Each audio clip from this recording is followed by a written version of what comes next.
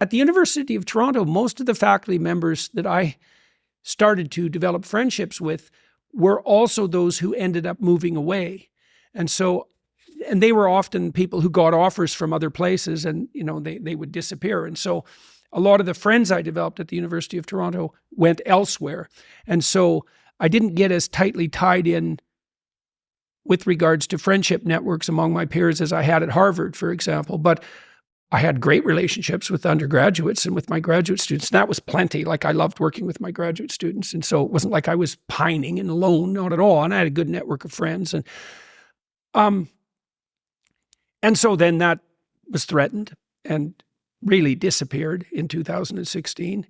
And my clinical practice was threatened. And so that was unsettling.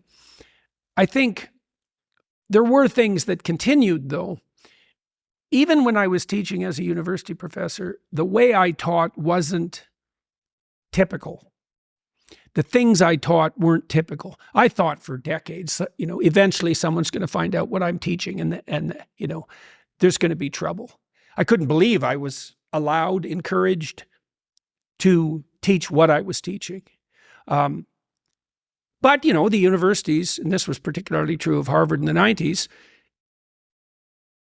that's how they were structured. What was so rebellious about what you were teaching? Well, there wasn't really anybody who was concentrating on the nexus between, say, archetypal and religious ideas in neuroscience. So that wasn't a thing. I mean, there was a few people, Jaak Panksepp was one of them, who a lot of the researchers who were interested in the neuroscience of emotion became interested in deep narrative because they started to understand that our emotional life is a story. That's a good way of thinking about it. And that we're guided by our emotional instincts. And what our emotional instincts do is put us into certain stories. That's what it means to be in love, for example, is that you're in a love story. And it's not a particular balance of oxytocin and endorphins that you are aware of. It's not broken down to its constituent parts. No, definitely not. It's part of a narrative that you tell yourself about what this means and how this feels. Right. Well, and it's interesting that the instinct manifests itself as a story. And so I was very interested in narrative and story. And also, see, no psychologist studied Carl Jung, like literally, virtually none. Really? Now, no, definitely not. I mean, psychology really developed in some ways as the materialist antithesis to psychoanalysis. So Freud and Jung, and even Adler to some degree, they were off limits for scientifically trained behavioral psychologists. And that's what I was and am. Like, I trained at McGill. There were no courses in psychoanalytic theory at McGill. I read Freud and Jung completely on my own, flying in the face of the advice that I was getting even from my well-meaning graduate supervisor, who was a great guy and who never got in my way in the least, quite the contrary. But I was warned, for example, when I went on the job market, not to talk about the things that I was truly interested in. And I ignored that, by the way. And what that meant was some places that I went to apply for a job didn't want me, but then Harvard did. So that worked out quite nicely. And that's one of the advantages, too, also of being true to your own vision, is that you won't get what you don't want. See, I didn't want to go work somewhere where they wouldn't want me. I wanted to go work somewhere where they wanted me. So my strategy was, well, this is who I am. And if you don't want me, that's a drag because I'm looking for a job. But by the same token, I'm not going to pretend to be someone other than who I am so I can work here. What a stupid way of starting your career. Well, that goes back to the truth, right? Telling the truth. What are you going to, if you tell a sufficiently seductive lie, what is the best that you can hope for? Right. The person that you're telling the lie to falls in love with a projection. Right, absolutely. Well, when I applied to graduate school, I wrote a crazy admissions letter, and I basically laid out who I was, flaws and all, and what I was interested in. And 3 people bit. And the one that I liked best, partly because he was at McGill and I wanted to be in Montreal, was my graduate supervisor, Robert Peel, and he knew what he was getting. And we had a great time. I still work with him. I had one of the best relationships with Bob that I've ever had with anyone in my life, and it's lasted 4 decades. And it was because, Bob's a very honest person. We were very different. He's very practical. He's a very good administrator, a managerial type, although he's super smart.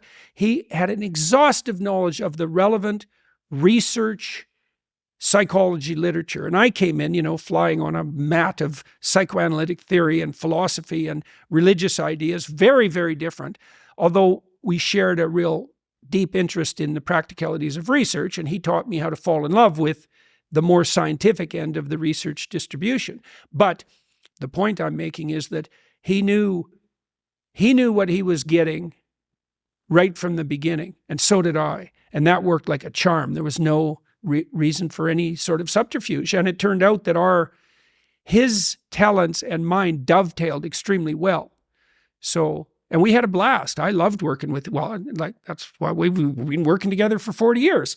I traveled all over North America with Bob because we also started a business, and it was great. It was great. The thing is, if you tell people who you are and an opportunity opens up, it opens up for you. Yes. Not for this thing you've created, this lie. There's this story that Douglas Murray told me about one of his first bosses at an early newspaper that he worked at. I can't remember the gentleman's name. This guy is a legend within the industry. He's been working for a long time. He's accumulated a number of haters and fans. And toward the back end of his career, as Douglas is starting his, he decides that he wants to release a West End play about the life of Prince Charles in rhyming couplets. Adventurous as West End plays go. And obviously there was all of this scrutiny because he was this very well-known individual within the publishing world. And opening night, by the halftime interval, there was no one left in the entire auditorium, including the cast. And this guy was devastated, right? And he was mocked in the press and all the rest of it.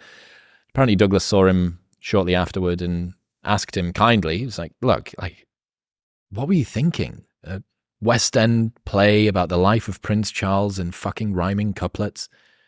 He said, well, Douglas, I followed my instincts. And instincts, they may sometimes lead you wrong, but they're the only thing that's ever led you right. Right. And that stuck with me because... Yeah, well, there's something very relevant there too on the instinctual front. Okay, so things will beckon to you and call to you, and you'll have intuitions about which pathway to take. And you will, in all likelihood, follow those, because what else do you have? You have these orienting instincts. This is another reason why you don't lie. Because if you lie and you practice lying, you pathologize your instincts. And then your intuitions lead you wrong. And so there's a sin that's laid out in the Gospels. It's the sin against the Holy Ghost. And it's unforgivable. And people have been debating for 2,000 years about what this particular sin is. But it's something like the pathologization of the instincts that orient you. If you sacrifice your relationship to the truth, you warp your vision, and then you can't see.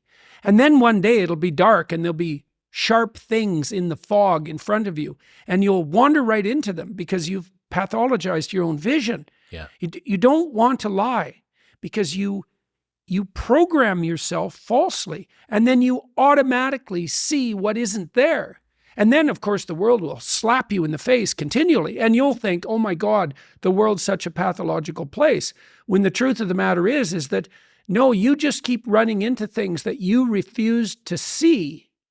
And then you think, well, the world's made of nothing but obstacles. It's like, well, you put the obstacles in your own path, and you did that by developing these complex, self-serving delusions, a story that you tell other people about who you are that isn't true. You're trying to lay out a map that bears no relationship to reality, and you keep wondering why you wander off the path and into a pit. It's like, well, how could it be otherwise? If you really understand this, people have commented to me many times about my bravery, and I don't like that. It's not right.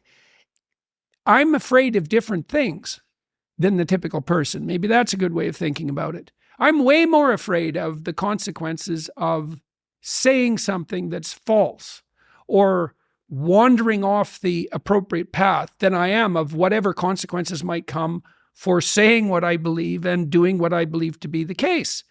I'm way more afraid of that. You know, I've been reading the Gospel of St. Matthew. I'm writing a book at the moment called We Who Wrestle with God. And one of the things Christ says to people continually is to not damage their vision, is to not put, that's the best way of putting it. Don't occlude your eye. You can see what's in front of you if you're willing to see it. And if you're willing to see it, many of the terrible obstacles in life, you can just walk around.